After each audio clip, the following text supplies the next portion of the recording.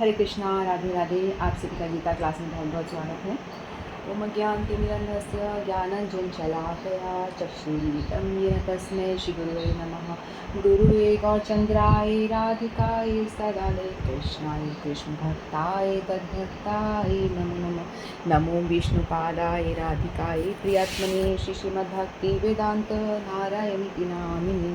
श्रीकृष्णलीला कथने सुदाक्षं औदार्य माधुर्य गुणयुक्तं वरं वरेण्यं पुरुषं महन्तं नारायणं तं शिरसा नमामि।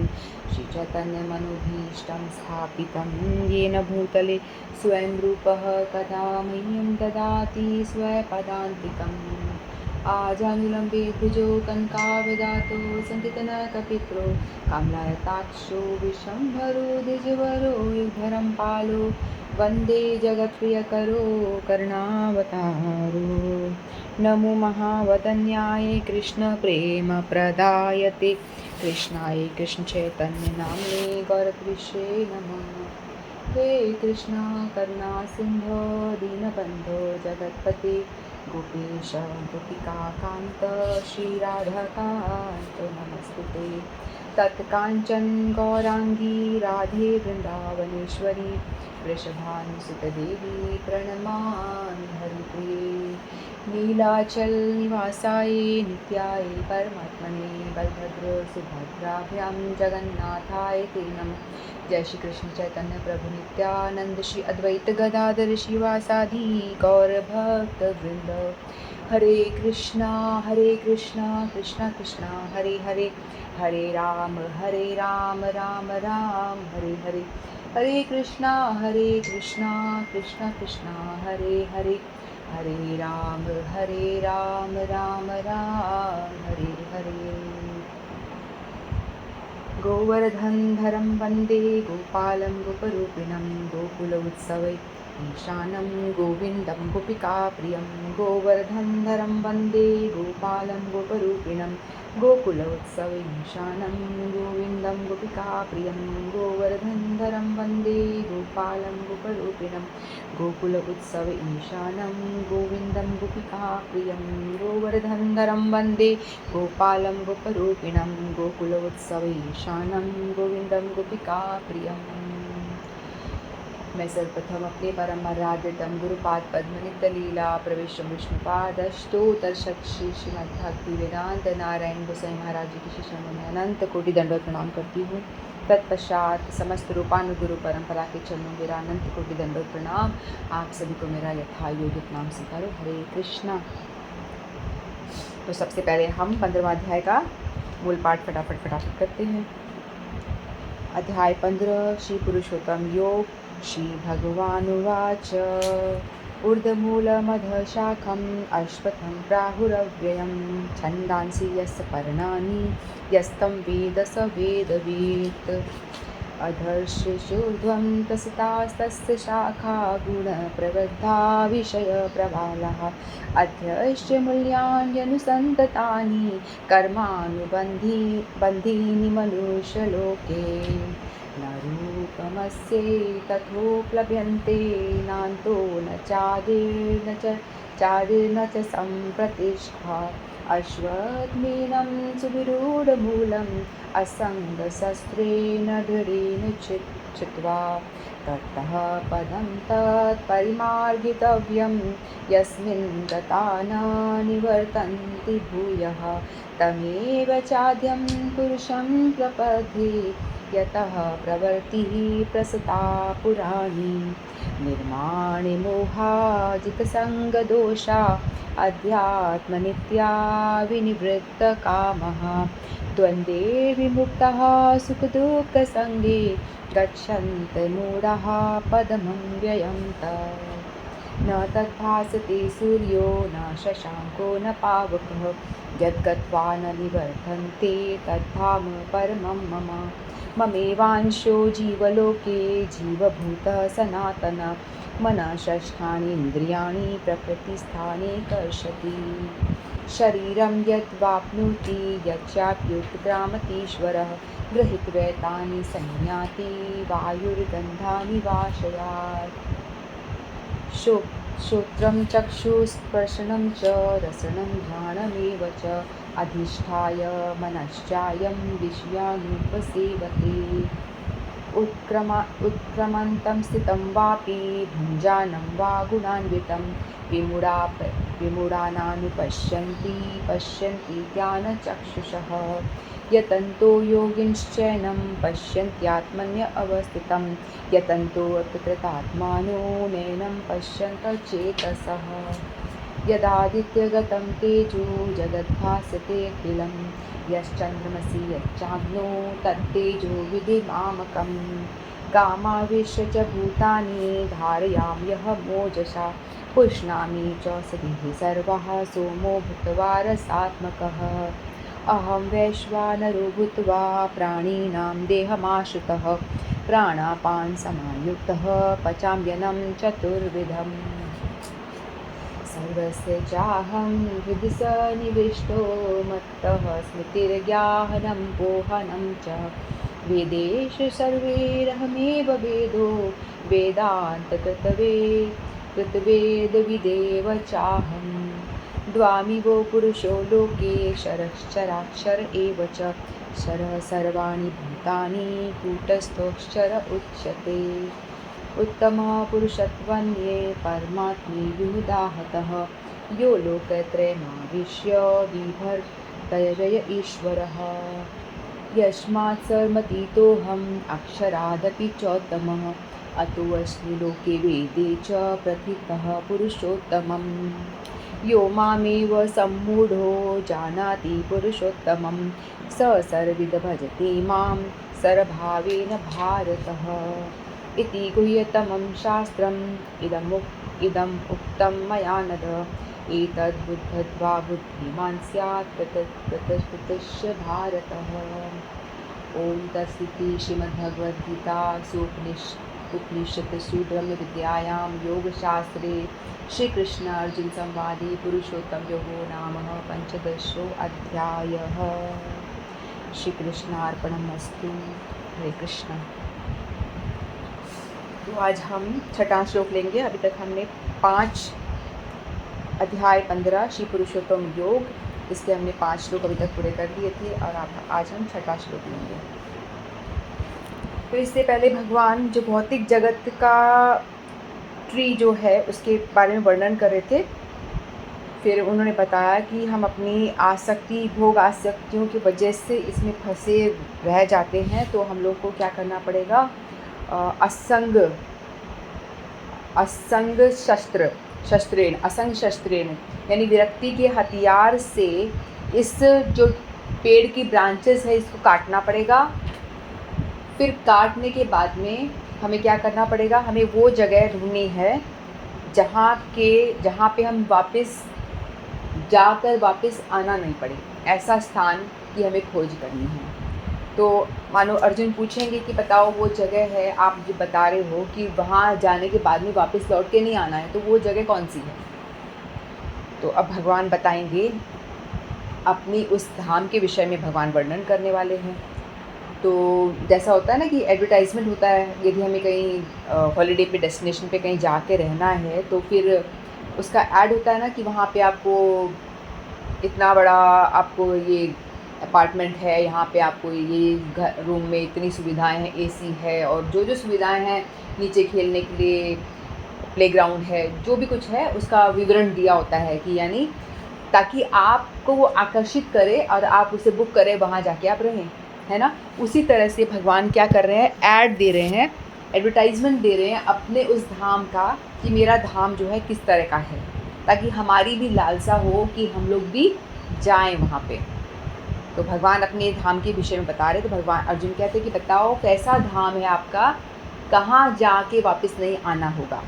तो ठाकुर जी कह रहे हैं, श्री भगवान बोल रहे हैं, न तद्भासते सूर्यो न शशांको न पावकः यद्गत्वा न निवर्तन्ते तद्धाम परमं मम। श्री भगवान बोलते हैं, वह मेरा परम धाम न तो सूर्य या चंद्र के द्वारा प्रकाशित होता है और न अग्नि या बिजली से। जो लोग वहाँ पहुँच जाते हैं वे इस भौतिक जगत में फिर से लौट कर नहीं आते। यहाँ पर आध्यात्मिक जगत अर्थात भगवान कृष्ण के धाम का वर्णन हुआ है, जिसे कृष्ण लोक या गोलोक वृंदावन कहा जाता है। चिन्मय आकाश में न तो सूर्य प्रकाश की आवश्यकता है, न चंद्र प्रकाश अथवा अग्नि या बिजली की,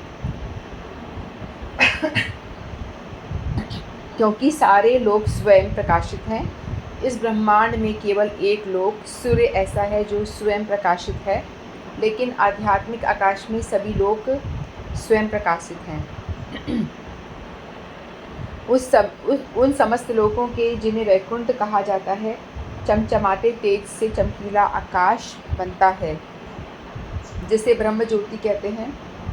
वस्तुतः वह तेज कृष्ण लोक गोलोक वृंदावन से निकलता है। इस तेज का एक अंश महत्व तत्व अर्थात भौतिक जगत से आच्छादित रहता है।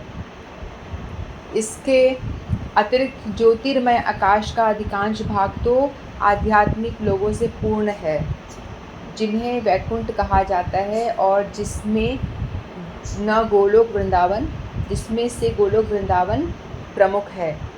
जब तक जीव इस अंधकारमय जगत में रहता है, तब तक वह बद्ध अवस्था में होता है, लेकिन ज्यों ही वह इस भौतिक जगत रूपी मिथ्या विकृत वृक्ष को काट कर आध्यात्मिक आकाश में पहुंचता है, त्यों ही वह मुक्त हो जाता है। तब वह यहाँ वापस नहीं आता। इस बद्ध जीवन में जीव अपने भौतिक जगत का स्वामी मानता है, लेकिन अपनी मुक्त अवस्था में वह आध्यात्मिक राज्य में प्रवेश करता है और परमेश्वर का पार्षद बन जाता है। वहाँ पर वह सच्चिदानंदमय जीवन बिताता है। यह सूचना से मनुष्य को मुग्ध हो जाना चाहिए। उसे उस शाश्वत जगत में ले जाए जाने की इच्छा करनी चाहिए और सच्चाई के इस मिथ्या प्रतिबिंब से अपने आप को विलग कर देना चाहिए। जो इस संसार से अत्यधिक आसक्त हैं, उनके लिए इस आसक्ति का छेदन करना दुष्कर होता है, लेकिन यदि वह कृष्ण भावना मत ग्रहण कर ले तो उसे क्रमशः छूट जाने की संभावना है। उसे ऐसे भक्तों की संगति करनी चाहिए जो कृष्ण भावना भावित होते हैं। उसे ऐसा समाज खोजना चाहिए जो कृष्ण भावना व्रत के प्रति समर्पित हो, और उसे भक्ति करनी सीखनी चाहिए। इस प्रकार वह संसार के प्रति अपनी आसक्ति विच्छेद कर सकता है। यदि कोई चाहे कि केसरिया वस्त्र पहनने से भौतिक जगत से आकर्षण से विच्छेद हो जाएगा, तो ऐसा संभव नहीं है।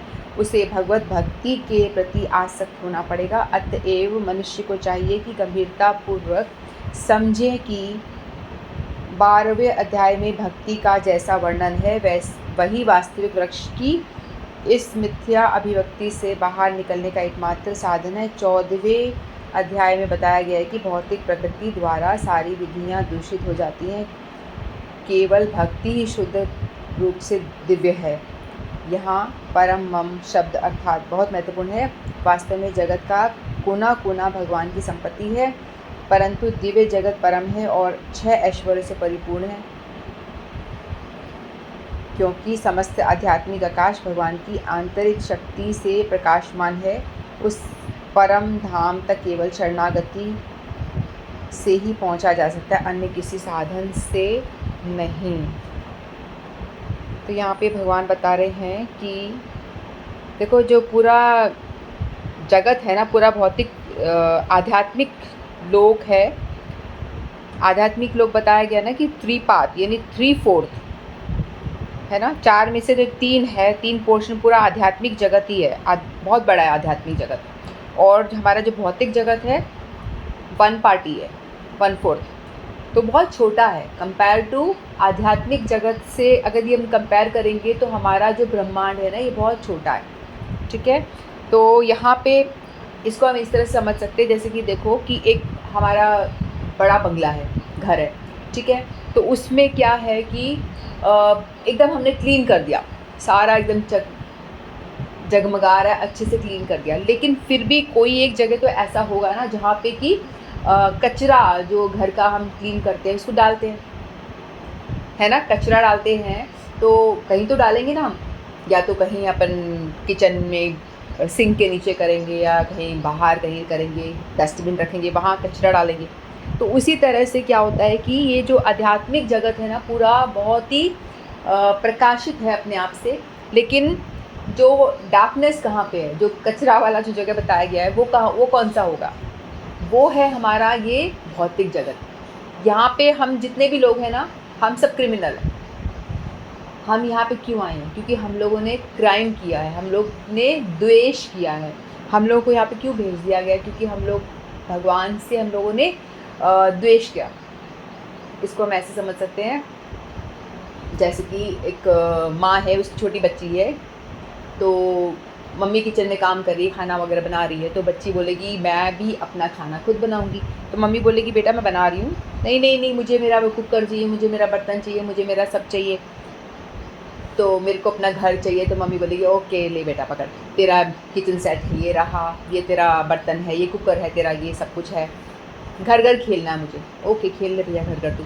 तो वो लड़की भी बच्चे छोटे छोटे अपनी फ्रेंड्स को इकट्ठा करेगी और घर घर खेलना शुरू करती है ना। उसमें होता है ना कि एक मम्मी बन गई, एक मैं तो साक्षात देखती हूँ, हमारे सामने छोटे छोटे बच्चे खेलते रहते हैं ना, तो मैं कई दफ़ा बाहर निकलती, मैं देखती हूँ उनको। 2-4 हमारे यहाँ छोटी छोटी बच्चियाँ हैं, तो मैंने एक दफ़ा देखा, पूछा क्या कर रही हो? बोलती मैं मम्मी हूँ, ये पापा है। मैंने लिटरली देखा, हम भी करते थे छोटे थे, तो मुझे तो याद है, मैं मम्मी हूँ, ये पापा है, और ये बच्चा है दूसरी बच्ची। मैंने कहा तुम क्या कर रही हो? ये स्कूल जाएगी, इसको नहलाना है मुझे, पिटाई कर रही, चलो जल्दी से कपड़े पहनो, जल्दी मुँह धो, जल्दी ये करो। इस तरह से वो खेल रहे थे बच्चे, तो मुझे हंसी आई। तो ऐसे खेल रहे, तो वैसे ही लिटरली तो क्या होता है कि हम लोग बच्ची खाना बना रही है, अब खाना बनाया उसने, अब उसको लगी भूख, खाना तो उसने लड्डू मिट्टी उठाई, उसे गोल गोल करके लड्डू बना दिए, अब उससे पेट थोड़ी ना भरने वाला है, उससे भूख तो मिटेगी नहीं। अब उसको जब रियल भूख लगी तो मम्मी के पास में गई, मम्मी खाना दो। मम्मी बोलती है क्यों, तेरा किचन सेट दे तो दिया, कुकर भी है, कढ़ाई भी है, गैस भी है, चलाओ और बनाओ खाना, खा लो। तो बोलती नहीं भूख लग रही है, खाना दो खाना दो। मम्मी को मारना शुरू कर रही, तो मम्मी बोलती है ठीक है बेटा आजा मैं खाना देती हूँ। फिर मम्मी उसको खाना बनाकर देती है, तो उसका पेट भरता है।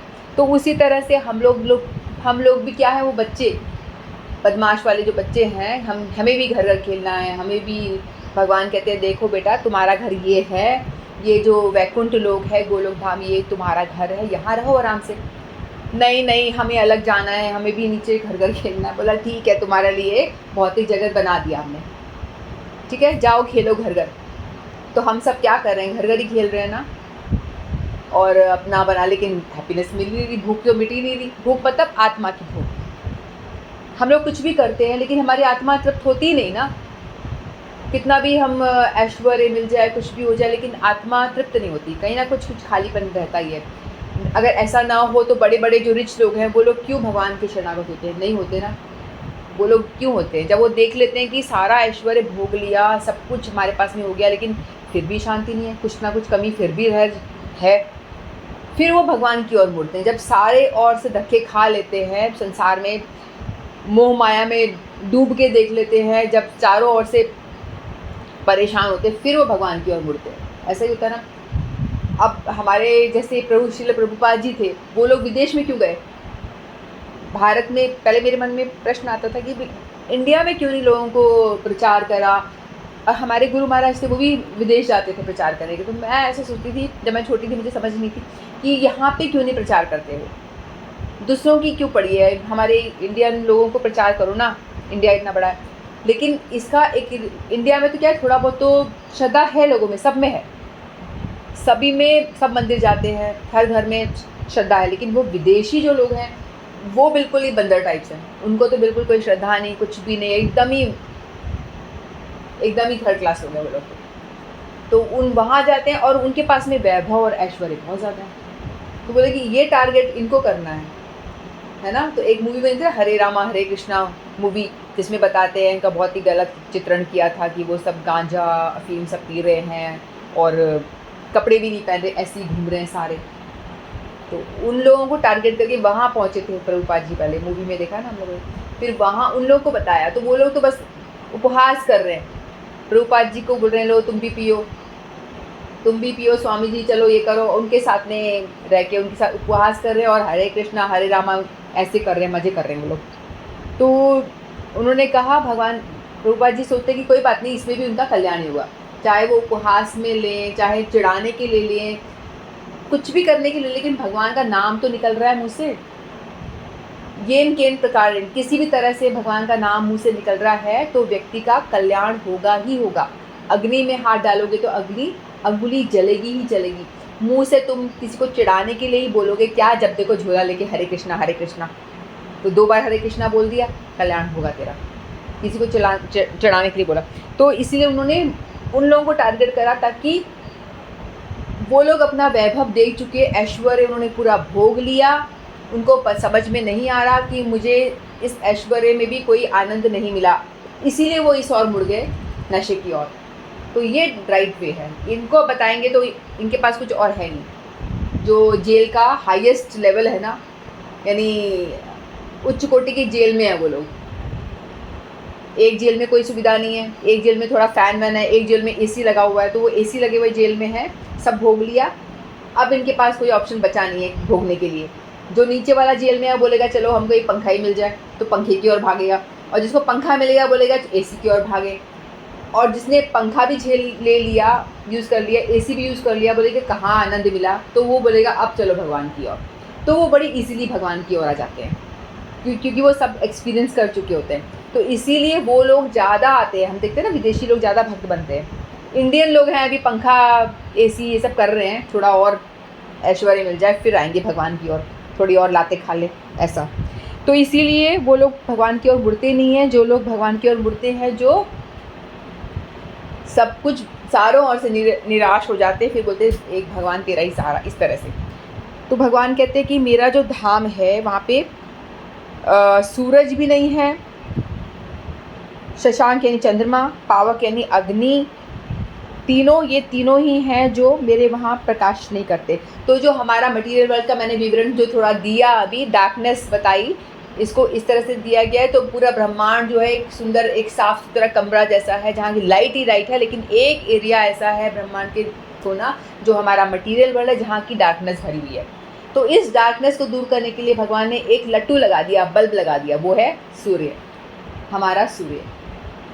अब वो सूर्य जो है हमारे लिए कितना इम्पोर्टेंट है ना। हम लोग क्या बोलते हैं, sun is the source of light. School में क्या पढ़ते हैं, sun is the source of light, we can not live without sun, है ना। Sun gives us heat and light. Heat, सूरज नहीं उगेगा तो क्या होगा बताओ, चंद्रमा नहीं होगा तो क्या होगा, है ना। तो ये सूरज हमारे लिए जो इतना इम्पोर्टेंट है, जिसके बिना कि हम जी ही नहीं सकते, हमारा लाइफ ही नहीं पॉसिबल नहीं है सूरज के बिना।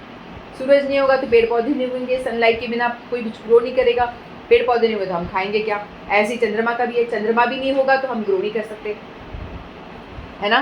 तो इसीलिए जो हमारे लिए इतना इम्पोर्टेंट है, जिसके बिना हम अपना जीवन जो है वो भी सोच नहीं सकते कि किस तरह से हम अपनी लाइफ सरवाइव कैसे करें हम लोग। तो ये भी मुश्किल है। तो वहाँ पे बताया गया कि इस सूरज की कोई कीमत नहीं है। जब हमने 10वें अध्याय में भी देखा था ना, भगवान कहते हैं, जब अर्जुन भगवान का विश्व रूप देख रहे थे उस टाइम पे वो कहते हैं कि ऐसा लग रहा है जैसे कि हज़ारों सूर्य उदय हो गए, इतना तेज भगवान से निकल रहा है।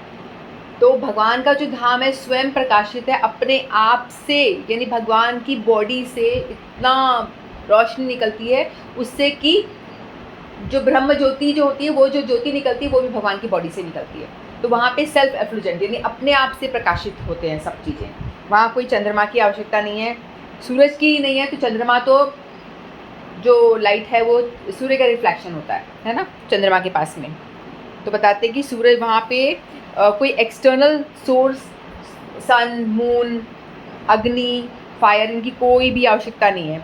तो जो हमें यहाँ बताया गया कि सन सोर्स है, हमारे लिए इतना इम्पोर्टेंट है, जो भौतिक जगत है वहाँ उसकी कोई कीमत है ही नहीं।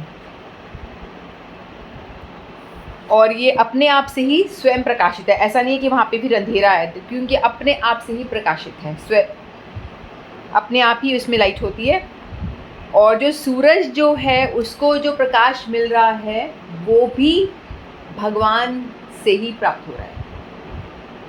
सूरज को जो रोशनी मिल रही है वो भी भगवान के द्वारा ही प्राप्त है सूरज के पास में। तो सूरज के पास अपना कोई ऐसा नहीं है कि अपने आप से प्रकाशित हो जाए, लेकिन वो भगवान की शक्ति के द्वारा ही सूरज चमक रहा है।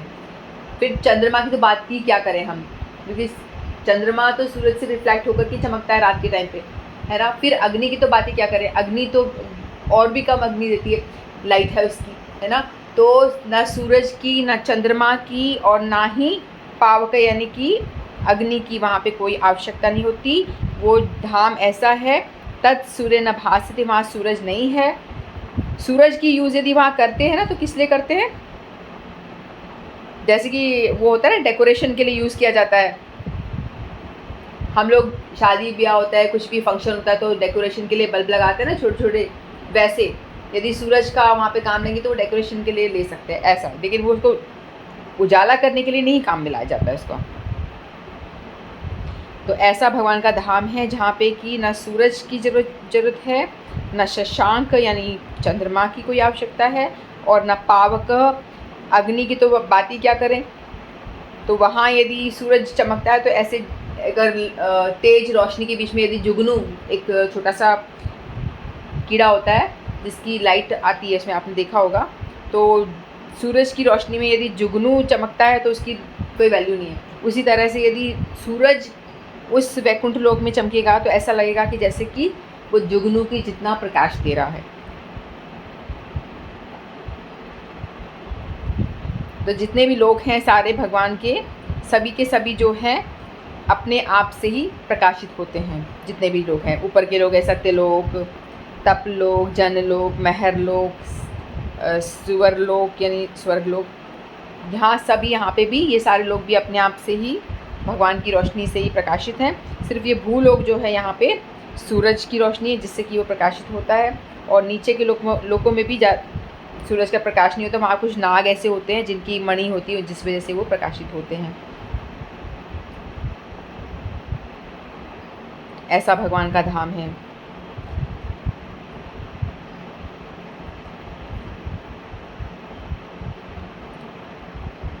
हम तो कोई भी एक चीज़ ना हो तो हमारा काम नहीं बनेगा। यदि अग्नि ना हो तो भी प्रॉब्लम हो जाएगी। आग नहीं जलेगी तो कैसे खाना बनेगा, किस तरह से रोशनी मिलेगी, है ना। अगर चंद्रमा ना हो तो भी काम नहीं बनेगा हमारा, क्योंकि वहाँ पे चंद्रमा जो है हमारा मन का देवता बताते हैं। जो मन है, जो ये सूर्य है नेत्र का देवता बताया जाता है। आँखों का देवता, हमारे अलग अलग इंद्रियों के अलग अलग देवता होते हैं, अधिष्ठात्र देवता होते हैं। जैसे सूर्य के हैं नेत्र, चंद्रमा का देवता मन।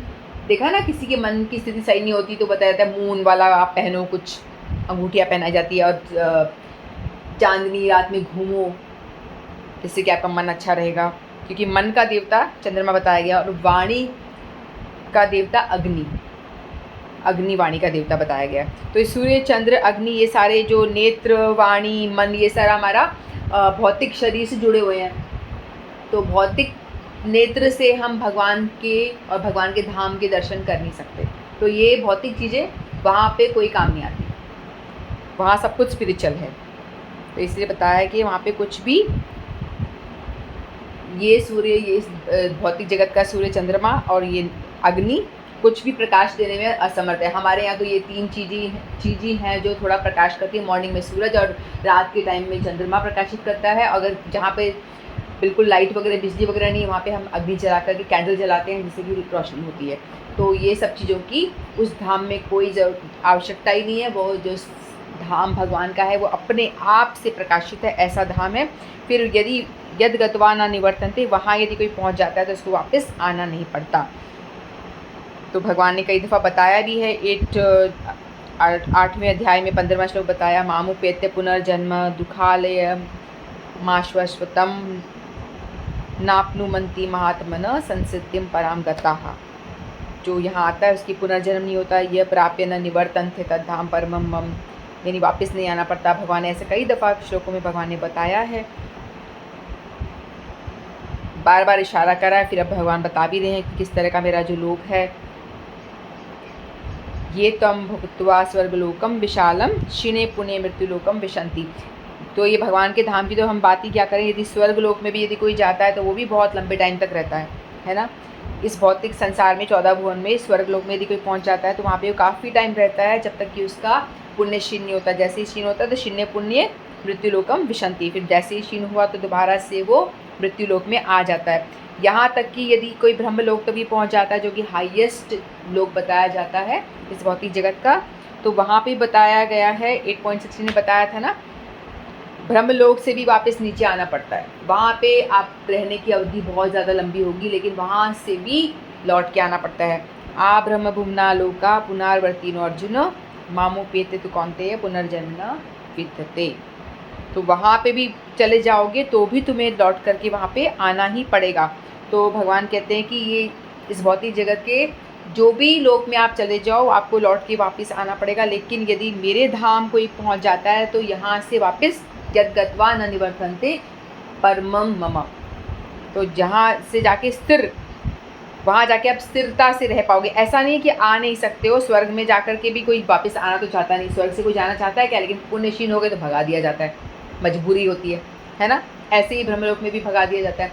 लेकिन यहाँ से आप वापस नहीं आओगे, मतलब आप आना चाहोगे ही नहीं। क्यों आना चाहोगे? जहाँ कोई कष्ट ही नहीं है वहाँ से आने की कोई बात करेगा भी क्यों? आप आना ही नहीं चाहोगे। आपकी इच्छा है तो आप आ जाओ, लेकिन आप आना ही नहीं चाहोगे जहाँ पे कोई भौतिक कष्ट ही नहीं है, ना आदि दैविक, ना आदि भौतिक, ना आध्यात्मिक, कोई तरह का कष्ट नहीं, जन्म मृत्यु जरा व्याधि कुछ नहीं है, तो कोई क्यों आएगा? आनंद में है तो इसलिए वहाँ जाके कोई भी वापस आने का नाम ही नहीं लेगा जो चला जाएगा। तो ये भगवान ने अपने धाम के बारे में बताया कि मेरा धाम ऐसा है जो स्वयं प्रकाशित है, ना सूरज की कोई आवश्यकता है, ना चंद्रमा की कोई आवश्यकता है, ना कोई पावक यानी अग्नि की भी वहाँ कोई आवश्यकता नहीं है। वो स्वयं प्रकाशित मेरा धाम ऐसा है, और यदि वहाँ कोई पहुँच गया तो वापस आने का नाम नहीं लेगा। वहाँ इतना आनंद है, इतना आनंद है। तो हम सभी लोगों को इस भौतिक जगत में जो हम जेल में फंसे पड़े हैं, यहाँ से निकलने का प्रयास करना चाहिए, और यहाँ से निकल के उस भगवान के धाम जो भगवान बता रहे हैं उसमें जाने का प्रयास करना चाहिए। ठीक है, तो भगवान ने इसमें बताया कि भगवत धाम मेरा कैसा है। फिर अब इस आगे वाले श्लोक में भगवान बताएंगे, यदि लोगों को असली स्थान श्री कृष्ण का परम धाम है तो इस भौतिक संसार में क्यों आए हुए हैं? हम सभी लोग भगवान के बच्चे हैं, और हम लोगों को ऐसा है कि हम लोगों को, देखो कोई भी कहीं जाता है तो किसी को अपने घर में आकर के ही अच्छा लगता है ना। चाहे कोई अपनी झोपड़ी में रह रहा हो, बहुत ही गरीब स्थिति में हो, लेकिन तो भी उसको अपना घर ही अच्छा लगेगा। चाहे वो किसी घर में गया है, उसका घर बहुत बड़ा है, लेकिन वहाँ जाके वो उसको अच्छा नहीं लगेगा। वो जब तक अपनी छोटी सी झोपड़ी में आएगा और अपने हिसाब से अपने जिएगा, तभी उसको अपना घर में ही आनंद आएगा। हर कोई अपने घर में ही सुख प्राप्त करता है। तो वैसे ही भगवान कहते हैं कि तुम जो जीव हो, यहाँ व्यर्थ में फंसे हुए हो, तुम लोग अपने घर वापस आ जाओ। भगवद गीता में भगवान बार बार बता रहे हैं ना, कि क्यों बता रहे हैं, भगवान को क्या पड़ी है? भगवान बता रहे हैं मेरा धाम ऐसा है, यहाँ आ जाओ, यद गत्वा न निवर्तन्ते तद्धाम परमम, ऐसा है मेरा धाम, वहाँ आओ, वहाँ कोई कष्ट नहीं है। तो भगवान अपनी तरफ से पूरा प्रयास कर रहे हैं हमें बताने का, हमें समझाने का कि वहाँ आने का तुम प्रयास करो, यहाँ मत पड़े रहो, या ये जगह तुम्हारे रहने लायक नहीं है, तुम मेरे बच्चे हो। जैसे देखो, एक शेर का बच्चा है और भेड़ के बीच में चला गया, और भेड़ के बीच में चला गया और वहाँ वो बचपन छोटा सा पल रहा है, वो देखेगा भेड़ सारी जैसे बकरियाँ भेड़ मैं कर रही हैं, उस तरह से वो भी मैं करना शुरू कर देगा। जैसी भेड़ व्यवहार कर रही हैं, जैसा संग वैसा रंग, वैसा ही वो व्यवहार कर रहा है। भेड़ शेर को देख के भाग रही है तो ये भी भाग रहा है। तो उतने में कोई शेर, जब उसका माता पिता या कोई भी शेर देखा, अरे ये तो हमारा बच्चा है, शेर का बच्चा लग रहा है, ये क्यों दौड़ के भाग रहा है हमसे डर के। फिर वो शेर बोलेगा, इधर आ, तू क्या कर रहा है, तू क्यों भाग रहा है? बोलता है कि मैं तो इनके साथ में रह के पला बड़ा हूँ, इनके संग में रहा हूँ, तो जैसे ये करे वैसा मैं करूँ। बोलता है, अरे तू तो मेरा बच्चा है, तू शेर का बच्चा है, तू क्यों मेमना बना फिर रहा है? तू मत डर, तू दहाड़ जोर से, तेरा काम डरने का नहीं है, तू शेर है। तो वही भगवान बता रहे हैं कि तू मेरा अंश है ना। नेक्स्ट श्लोक में हम देखते हैं, एक बार नेक्स्ट श्लोक पढ़ते हैं पहले हम, 7th। अब भगवान ने अपने धाम के बारे में बताया, अब भगवान जीव के तत्व के बारे में बता रहे हैं, जीव के विषय में बता रहे हैं। ममेवांशो जीवलोके जीवभूतः सनातन मनश्चेष्टानि इंद्रियाणि प्रकृतिस्थानि कर्षति। इस बद्ध जगत में सारे जीव मेरे शाश्वत अंश हैं। बद्ध जीव के कारण वे 6 इंद्रियों के घोर संघर्ष कर रहे हैं, 6 इंद्रियों से घोर संघर्ष कर रहे हैं, जिसमें मन भी सम्मिलित है। इस श्लोक में जीव का स्वरूप स्पष्ट है। जीव परमेश्वर का सनातन रूप है, सूक्ष्म है। ऐसा नहीं है कि वह बद्ध जीवन में ही व्यष्टिगत धारण करता है और मुक्त अवस्था में वह परमेश्वर के एकाकार हो जाता है। वह सनातन का अंश है। यहाँ यह स्पष्ट सनातन कहा गया है। वेद वचन के अनुसार परमेश्वर अपने आप को असंख्य रूपों में प्रकट करके विस्तार करते हैं, जिसमें से व्यक्तिगत विस्तार विष्णु तत्व कहलाते हैं, गौण विस्तार जीव तत्व कहलाते हैं। दूसरे शब्दों में विष्णु तत्व निजी विस्तार स्वांश। भगवान अपने आप को विस्तार करते हैं। दो अंश विष्णु तत्व और जीवांश, दो तरह के। तो दूसरे शब्दों में विष्णु तत्व जीव विस्तार स्वांश। तो विष्णु तत्व यानी भगवान के जो अवतार जो होते हैं ना, वो विष्णु तत्व कहलाते हैं। भगवान का ही स्व अंश, भगवान का ही अंश है। जैसे कि वामन, वराह, नरसिंह, ये सब जो होते हैं ना, ये भगवान के ही स्व अंश, खुद के अंश हैं, जिनमें कि अभिमान होता है कि मैं भगवान हूँ, इस तरह का। तो ये सब भगवान यानी स्वयं जो अलग अलग रूप लेके आते हैं, वो भगवान के स्वांश होते हैं। और दूसरा जो भगवान का अंश है, वो विभिन्नांश कहते हैं उसको, जो कि जीव तत्व है, यानी वो भगवान से अलग। ठीक है, तो पृथक्कृत विभिन्नांश, हम सारे जो जीव हैं वो विभिन्नांश हैं, भगवान के अंश जरूर हैं लेकिन अलग हो चुके हैं। अपने स्वांश द्वारा वे भगवान राम, नरसिंह देव, विष्णु मूर्ति तथा वैकुंठ लोक में प्रधान देवों में प्रकट होते हैं। तो यहाँ पे भगवान जो है अलग अलग रूप में आते हैं, राम, नरसिंह और विष्णु। तो इस तरह से भगवान के अलग अलग लोक होते हैं। राम जी का अलग साकेत लोक है, नरसिंह देव का अपना वैकुंठ लोक है, सभी का अपना अलग अलग एक लोक है जहाँ पे अपनी वो लीला करते हैं, अपने लोक में रहते हैं।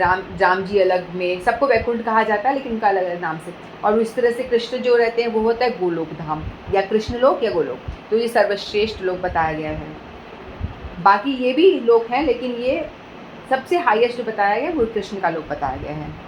तो विभिन्नांश अंक हम लोग जीव हैं, सनातन सेवक होते हैं भगवान के। भगवान से हम आए हैं ना, भगवान परमात्मा, तो हम आत्मा। जैसे सूरज है, सूरज की जो किरणें छोटी छोटी होती हैं, उस तरह से हम सारे जो छोटी छोटी किरणें प्रकाश निकल रहा है ना, वो सब हमें जीव हैं। ठीक है, तो भगवान के स्वांश सदैव विद्यमान रहते हैं। इसी प्रकार जीवों के विभिन्नांशों में अपने स्वरूप होते हैं। समुद्र है, समुद्र में जो क्वालिटी है वो सारा पानी, यदि हम एक बाल्टी निकालेंगे या एक ग्लास निकालेंगे या एक बूंद निकालेंगे, तो जो उसको लैब में टेस्ट किया जाएगा, तो जो क्वालिटी एक बाल्टी वाले समुद्र में या पूरे समुद्र में है, वही एक बूंद में भी वही क्वालिटी होती है। तो उस तरह से भगवान कह रहे हैं कि तुम मेरे ही अंश हो, तुम में मेरे ही गुण हो, तुम शेर के ही बच्चे हो, है ना। तो उसी तरह से तुम मेरे ही बच्चे हो, तो तुम्हारे अंदर वही गुण है। जैसा मैं आनंद में रहता हूँ, तुम भी आनंद पाना चाहते हो, लेकिन तुम्हें पता नहीं है कि आनंद की व्याख्या क्या है। डेफिनेशन तुम्हें गलत जगह ढूंढ रहे हो आनंद, बस ये प्रॉब्लम है तुम्हारी। क्योंकि आनंद तुम्हें मुझसे मिल के ही मिलेगा, क्योंकि पानी के अंदर तेल घुलता नहीं है ना। भगवान जो है सनातन है, इटर्नल है, दिव्य है, और हम लोग क्या है, मटीरियल, बॉडी मटीरियल है। लेकिन हम लोग सारी जो खोज करते हैं खुशी की, वो मटीरियल जगत में ही करते हैं, जो मिलता नहीं है। क्योंकि आत्मा को आनंद तभी मिलेगा जब वो आत्मा से ही कनेक्ट होगी, है ना। तो भगवान से यदि हम भगवान के रिलेटेड कोई भजन करते हैं, भाव आत्मा को खुद खुश करने का प्रयास करते हैं, तो हमें सही सुख मिलता है ना। हम देखते हैं मंदिर में क्यों जाते हैं, हम लोग को आनंद मिलता है, शांति मिलती है।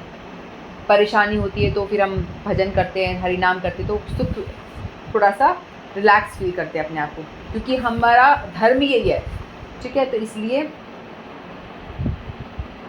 जिससे वे स्वतंत्रता है, प्रत्येक जीव का आत्मा रूप है, अपना व्यष्टि और सूक्ष्म स्वतंत्र होता है। इसी स्वातंत्र का दुरुपयोग जीव करता है। देखो, भगवान ने 3 शक्ति होती है भगवान की। एक होती है तटस्था शक्ति, एक होती है भगवान का अंतरंगा, और एक बहिरंगा। ठीक है, अंतरंगा शक्ति यानी भगवान का अपनी इंटरनल पोटेंसी, जैसे कि योग माया देवी, इस तरह से। और तटस्था शक्ति वो होती है जैसे कि समुद्र होता है ना, समुद्र का किनारा, समुद्र के किनारे हम जो जीव है ना, तटस्था शक्ति से प्रकाशित हुए हैं भगवान की। तो ऐसा नहीं है कि हम लोग पहले गोलोक में थे, भगवान के पास से हम वापस आए हैं, ऐसा नहीं है। भगवान ने बताया वहाँ कोई चला गया तो वापस आएगा ही नहीं, तो हम वहाँ तो नहीं थे। हमारा जो जन्म यानी जो जीव प्रकट, जब स्टार्टिंग सृष्टि हुई तब प्रकट हुआ, वो तटस्था शक्ति से भगवान की प्रकट हुआ। लेकिन भगवान ने हम सबको एक फ्री विल दी है, यदि इच्छा शक्ति हमारी दी है, क्योंकि हम लोग भगवान के अंश हैं।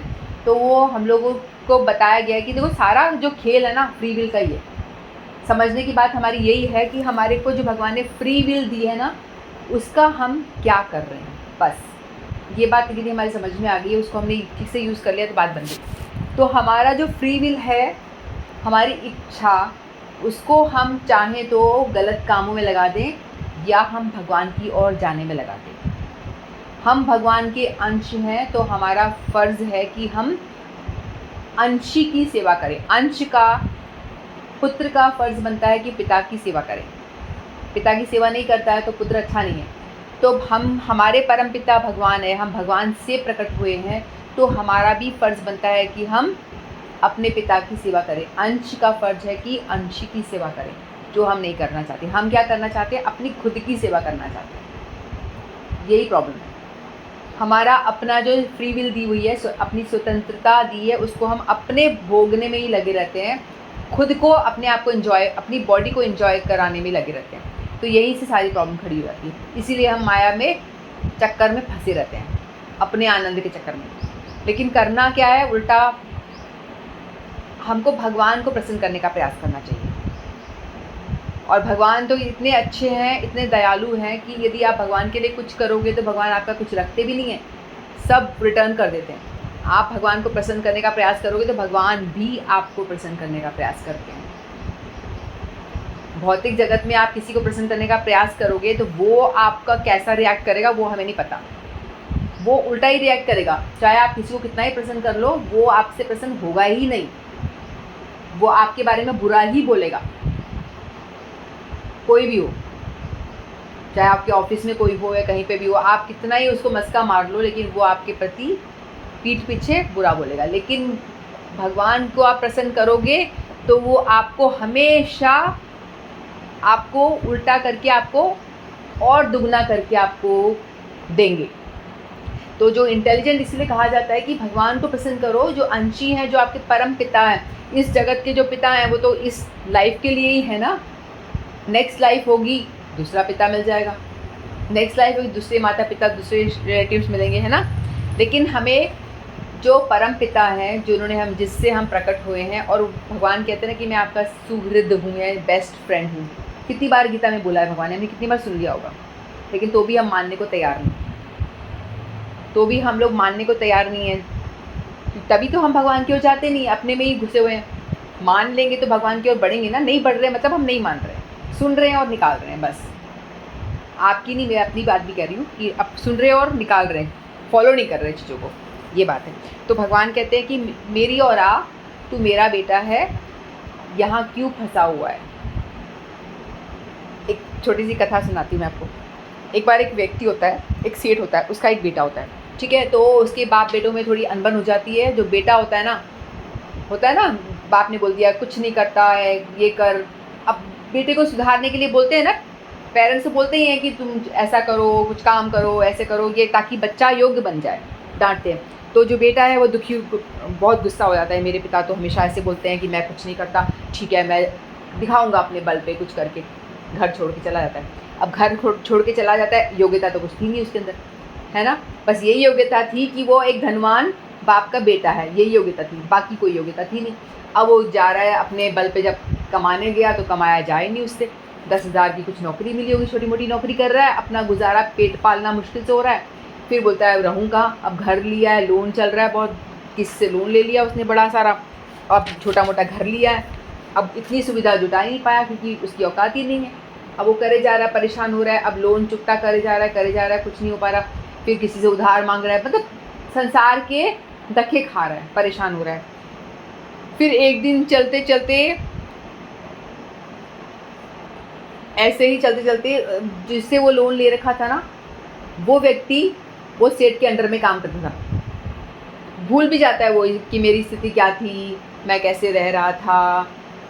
बाप को छोड़ के एकदम दूर चला गया, एकदम कट ऑफ एकदम।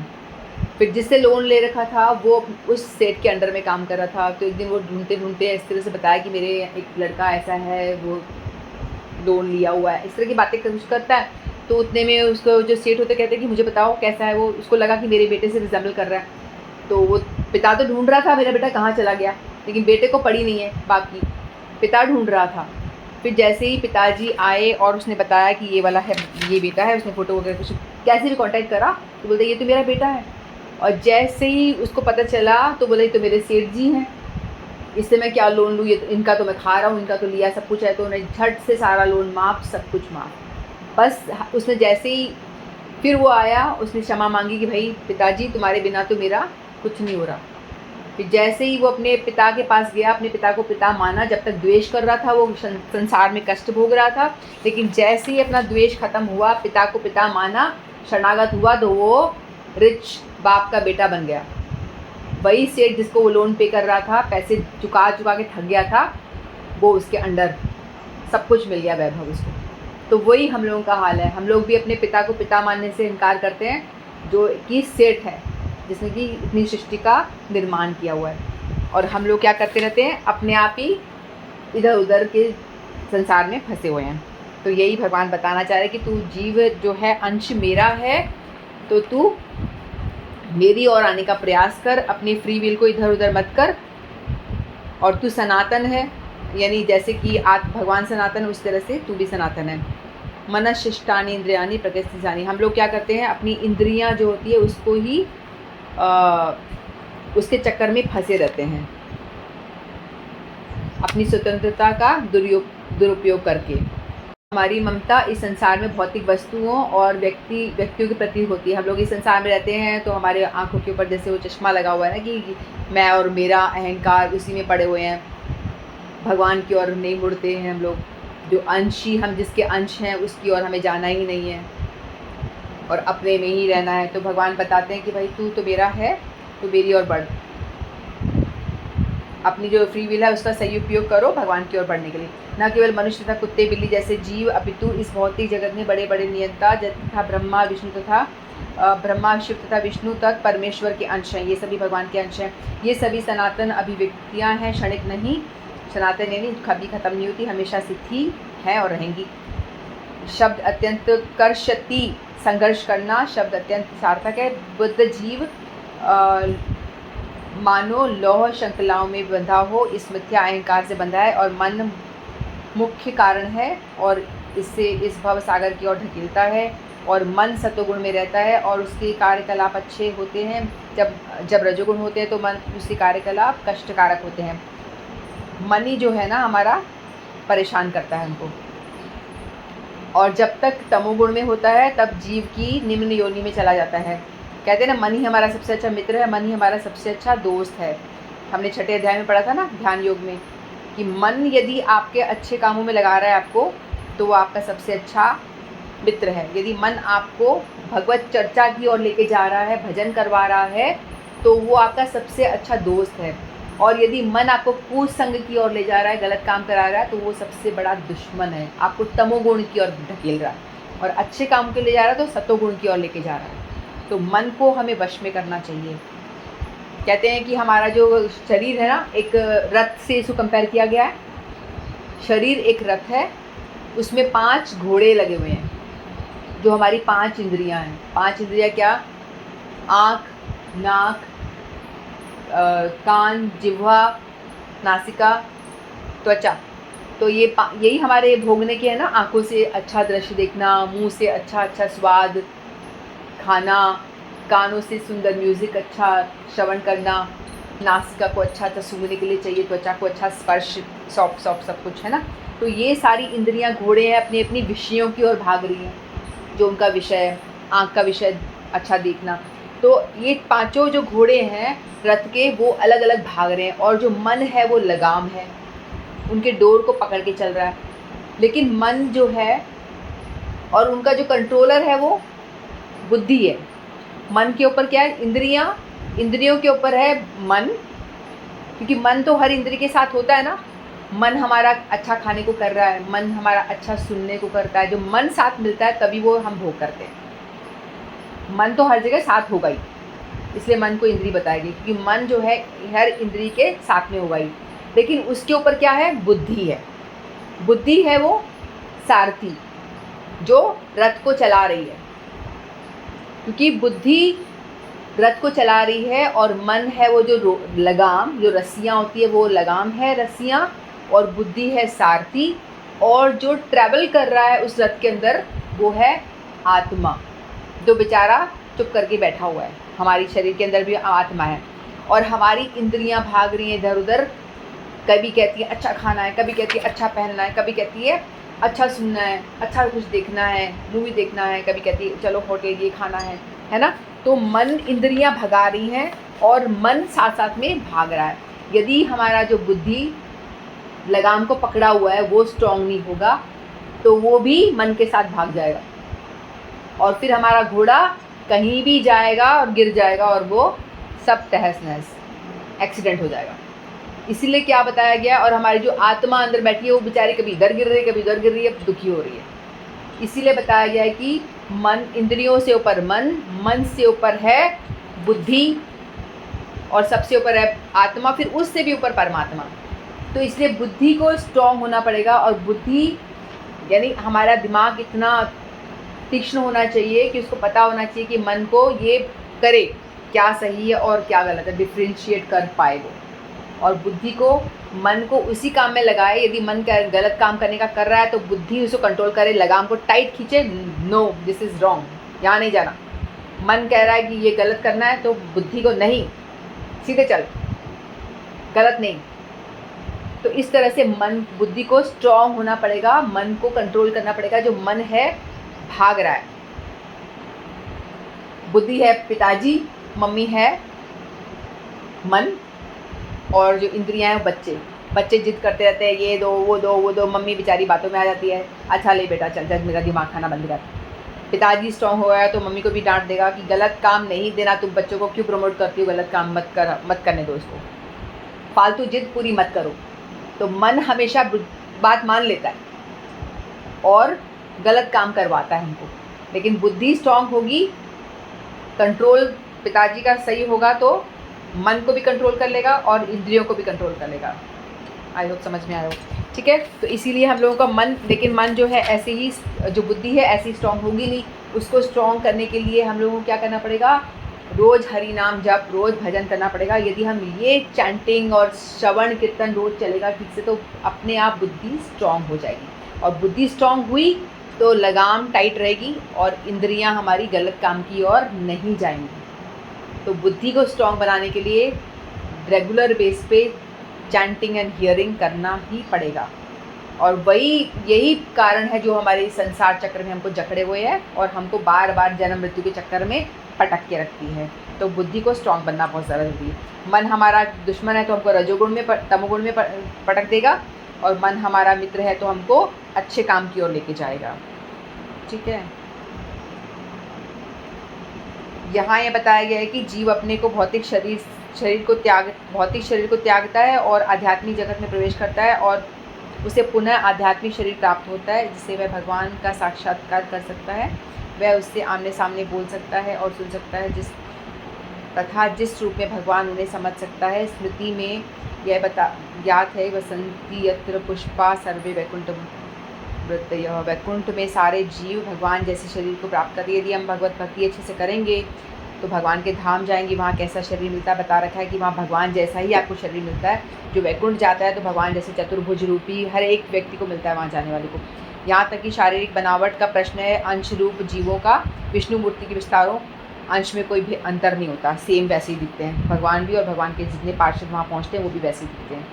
दूसरे शब्दों में भगवान की कृपा से मुक्त होने पर जीव को आध्यात्मिक शरीर प्राप्त होता है। आध्यात्मिक शरीर प्राप्त होता है, ये भौतिक तो यही रह जाता है। ममेवांशः शब्द भी अत्यंत सार्थक है, जिसका अर्थ है कि भगवान का अंश ऐसा है, ऐसा नहीं है कि जैसे किसी पदार्थ का टूटा खंड, कोई टूटा हुआ पार्ट नहीं है। इस द्वितीय अध्याय में देख चुके हैं कि आत्मा के खंड नहीं किए जा सकते, आत्मा को ना भिगोया जा सकता, ना काटा जा सकता, बता रखा है ना।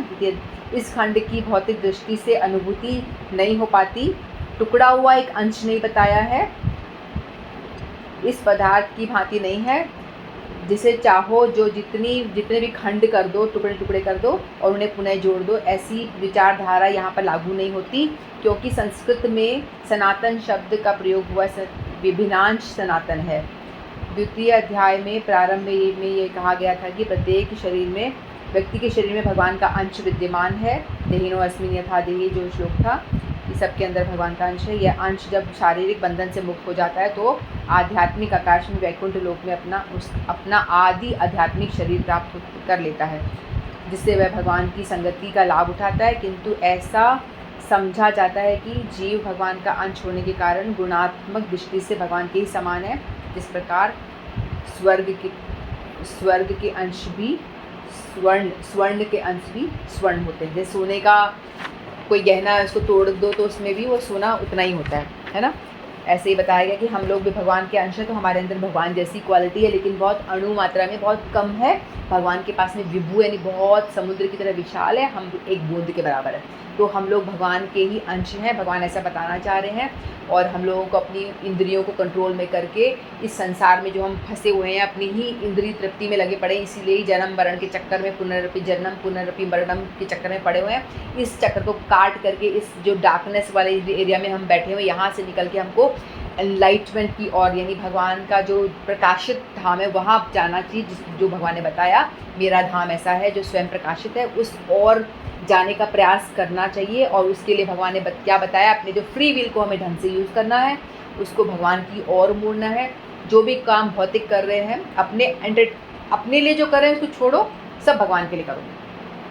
और 100% जो भगवान के लिए काम करोगे, उसमें आप जो अपने लिए करके आपको जो आनंद मिल रहा है, उससे 100% नहीं 1000 गुना ज़्यादा आनंद आपको डेफिनेटली मिलेगा ही मिलेगा। तो इसलिए अक्लमंदी यही है कि जो भी कुछ करो भगवान के लिए करो। यज्ञार्थात् कर्मणो अन्यत्र, जो श्लोक हमने याद किया था, है ना, तो वो करना है।